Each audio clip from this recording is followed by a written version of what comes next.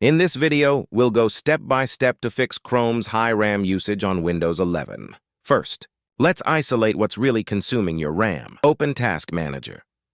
Right-click on your taskbar and select Task Manager. Go to the Details tab, not just Processes, because this shows every Chrome sub-process, each tab, extension, and background service running separately. Click the Memory column header to sort by usage. Look for the ones using over 300 MB or 500 MB, especially those marked as GPU process or utility process. Right-click on those high usage Chrome processes and select End Task.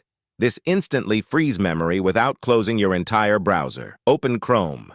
Click the three dots on the top right corner. Go to Settings, System.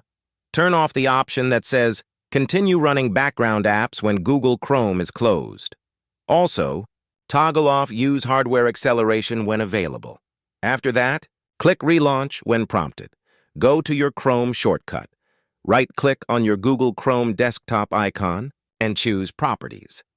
Under the Shortcut tab, find the field labeled Target. At the end of the target path, after chrome.exe, add a space and paste this. Click Apply. Then, OK, restart Chrome completely. And that's it. If this guide helped, drop a like and subscribe.